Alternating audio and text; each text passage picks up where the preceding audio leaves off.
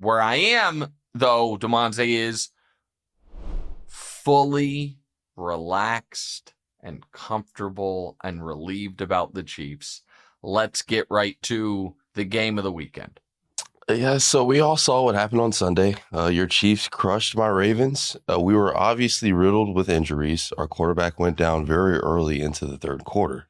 But you said after starting 0-2. That is not, hold on. Your quarterback did not go down early in the third quarter. It was like he 8 went minutes left in down the third. at the end of the third quarter when he tapped out when they were down 17. But go ahead. All right, you said your Chiefs had the chance to rewrite history after starting 0-2. After this game, do you think they did so? Well, listen, they steadied themselves. And the 0-2 start, what they had to do was beat the Giants. That was an ugly game that obviously turned on the tackle that turned the tide. And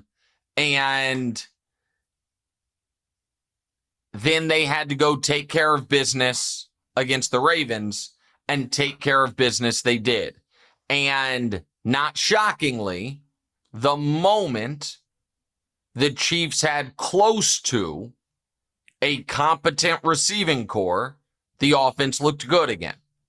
The last, and we don't have to do this full history in depth, but it is worth mentioning that the Chiefs traded away Tyreek Hill. Mahomes snap in an offseason changed the way he played based on the receivers they had. Won league MVP. The very next year, dealt with more drops than any quarterback, literally, in modern NFL history.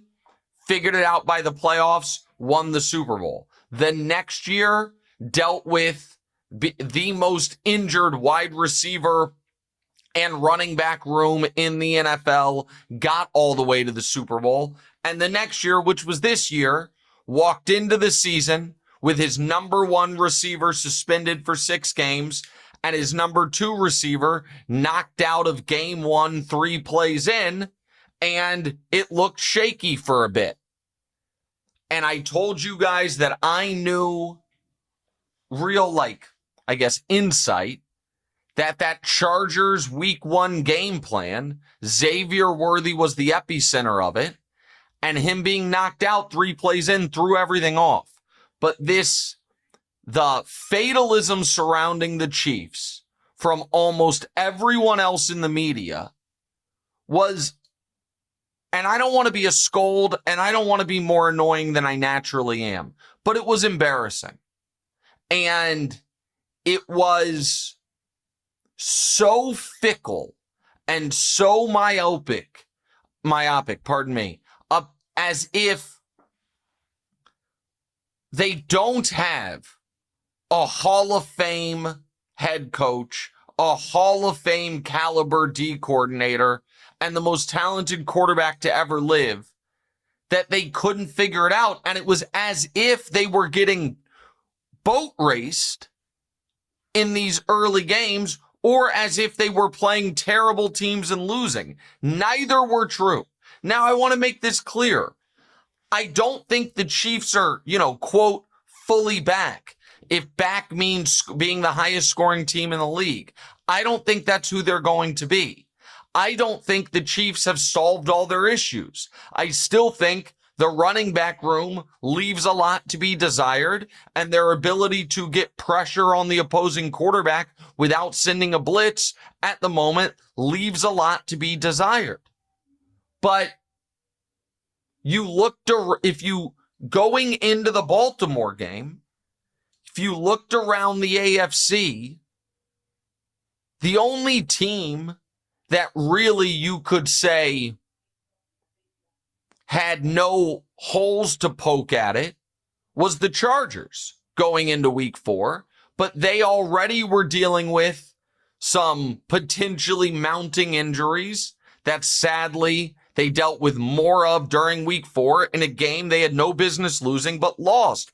And so the Bills were undefeated, but the Bills defense had looked shaky, and they had and have played 3 consecutive games against just bottom feeders. The Ravens were given this huge benefit of the doubt despite having the same record as the Chiefs. And then every other team that had a good record, like the Steelers or the Jags, you had real reason to be concerned about. And so who's first? I mean, I don't know if this matters. Who's first slate of games? Who do you think has had the tougher schedule through the first 4 weeks between the Ravens and the Chiefs? I think it's been almost identical. Okay. So like they played each other. So if we want to call call the Chiefs Ravens game, a wash, so to speak. The Ravens played the Browns. The Chiefs played the Giants. Which is the Giants. I think the Giants are better than the Browns, but the Browns have a better defense. You know what I mean? Call that a wash. And then the Ravens played the Bills. The Chiefs played the Eagles. The Ravens or I guess we could do Bills, Chargers, Eagles, Lions.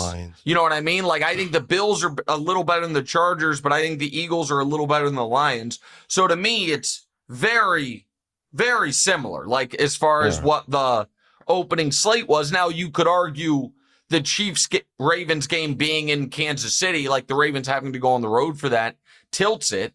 But the other piece of it that was maddening to me and has been even more maddening in the after. There have been two things that have happened in the aftermath of this game that really drive me crazy. And I had kind of a rough moment near the end of yesterday's show on TV with Wilds yesterday. I'll apologize to him when I see him today. It's not really the tone of our show, but I got angry when I shouldn't have. And I mean, I don't think he took it terribly. Like, I think he might be surprised when I apologize to him, but maybe not. But two things have happened that to me are so frustrating. The first one is, I understand the Ravens during the game lost Roquan Smith, and late in the game lost Humphrey, and once the game was over, lost Nate Wiggins.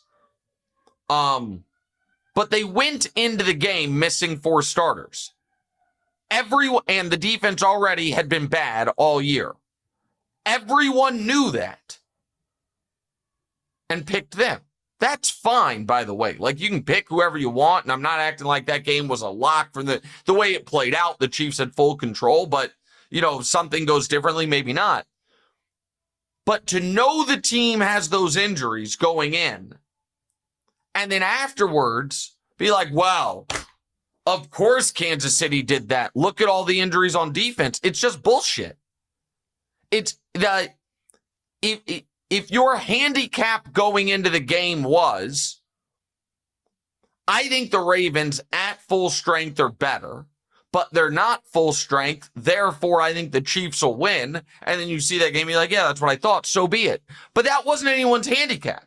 The handicap was, even with the Ravens' defensive injuries, the Chiefs' offense with Patrick freaking Mahomes on it and Andy Reid calling the plays is so broken that they're not going to be able to move the ball. I mean, Vegas had them as underdogs as well. Correct. So funny. Yeah. Like, which is again, and 2.5 point underdogs at home to a 1-2 team that the two competent offenses that they had played move the ball at will. And so to then Monday morning quarterback be like, oh, well, obviously this was going to happen. That's not what you believed. That wasn't people's picks. That wasn't people's opinion. The conversation going into the game was, who needed it more, Kansas City? Who do you trust more, Baltimore? Good. I watched Orlovsky do. The Ravens are built to beat the Chiefs. What? It's like, no, they're built to beat the Chiefs and the Bengals. They're not built to beat I think he said the Chargers and the Lions, something. I don't know. It was consent. And the other piece of it was, and this is my other level of frustration, because while Ronnie Stanley did go out during this game, the Ravens offense is healthy. And it was that, well, the Chiefs aren't going to be able to slow down a Ravens offense that no one's been able to slow down. They score 30 plus in every game. And that, of course, is not what happened. And so that frustrated me. And the other thing that frustrated me had nothing to do with Brew or Wilds. but it had to do with me listening to Simmons Pod as I do every Monday morning, listening to Greg Rosenthal's NFL Daily Pod as I do every day, listening to, a lot of them, watching the Monday morning shows and all of it. And I was like, I could not believe that I was going to once again have to be, I guess, the bad guy in pointing out the obvious fact that this game turned on a totally predictable, yet inexplicable, horrific Lamar pick. And the Ravens were up 7-3 with the ball on first down around midfield. And Lamar pedaled backwards and then threw up a prayer for no reason whatsoever. A guy who has, and again, people can be mad at me, but here are the facts of it. And every year, people get mad at me, and then every year, we get another piece of evidence that I'm stone right about this, and then every year, I have to listen to folks stick their fingers in the ears and be like, nope, actually wrong. Lamar's the greatest passer of the football we've ever seen. His highest passer rating ever, never turns the ball over, and all the big game playoffs, games against the Chiefs stuff is just dumb, random luck. In the last 30 games Lamar has played, he has multiple turnovers in 3 of them. The AFC Championship game against Kansas City, the divisional round against Buffalo, and Sunday against Kansas City. I guess that's a coincidence. In the last 30 games Lamar has played, he has thrown 7 interceptions, which is remarkable that he's only thrown 7. He had like a 50-4 touchdown interception ratio, in the stretch he moved the playoffs. It was crazy. The interceptions are as follows. 4 regular season interceptions prior to Sunday, 3 of which, we played the video, hit his receiver in the hands and then either got bobbled or stolen. 1 of which Bateman just stopped running his route. But 4 passes that did not need to be picked. The only 3 in the last 30 games, the only 3 interceptions Lamar has thrown where it's like, what the hell was that? AFC Championship game into triple coverage in the 4th quarter against Kansas City. Divisional round game early against Buffalo. And the one Sunday. He also, in those 3 games, had inexplicable fumbles out of nowhere. To pretend like that is coincidental when we once again saw Lamar throwing his helmet out of sorts, it's just dishonest. And I know Bill Polian was mean in his commentary towards the guy 8 years ago. And I know some of the worst actors in media, sports or otherwise, tried to pigeonhole him as a wide receiver in a pretty nakedly, at times, racist way. I get that. And I understand because of that, there has been a almost protectionism and a want for folks to see him succeed at the highest level. I don't disagree with that. But why do we have to pretend what is obviously true is not? Why do we have to pretend that this is a unique thing we haven't seen across sports our whole lives? The all-time great legendary player who sadly gets tight in his biggest spots and plays his worst in his biggest moments. That's part of sports, man. And nobody was going back and taking away Peyton Manning's MVPs and his records because he struggled massively in the biggest spots. But we weren't pretending it was coincidental either. Talked about the Peyton Manning face. Talked about how he got anxious. Talked about how his brother was like the bizarro version of him. A wholly mediocre player for giant expanses of his career, who somehow in the biggest spots played his absolute best. And for some reason with Lamar, we got to pretend it's not happening. Listen, I don't know this guy, but I think he does good work. I think he's a smart commentator. But Deontay Lee at the Ringer. Before the Lamar fumble, I tweeted, Lamar's basically gone 2 years without making that, this was on the pick, without making that exact type of mistake, except for in the 23 AFC Championship game, the 24 divisional round, and just now against Kansas City. Probably a coincidence. And Deontay Lee quote tweets it, right? Nobody can identify the intrinsic traits of a winner and loser like Nick Wright. He is the seer. It's like, no, bro, I'm not trying to tell you, I'm not trying to act like I look in a guy's eyes and can determine whether he has the it factor. I'm just trying to act like I've watched this guy's whole fucking career. And from day one,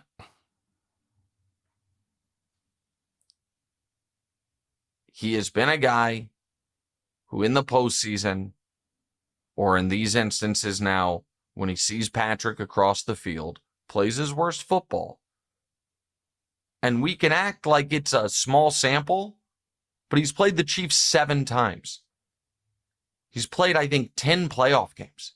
Like, it's not a small sample. And my frustration is, and again, so this is the other thing, Demonte, and this is what I'll say before we keep it moving. And maybe, Demonte, you'll tell me this is unfair. I don't think, if I'm a Ravens fan, I don't think the thing that I came out of that game most disheartened about was the defense. And the reason for that is, obviously, if the defense is this bad, they are drawing dead. You know what I mean? They can't have the worst defense in football.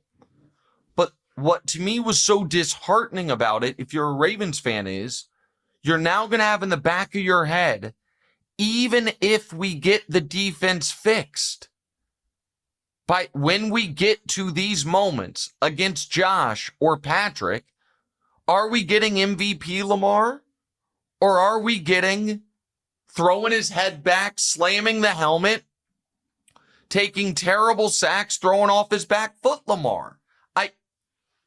That to me is the concern.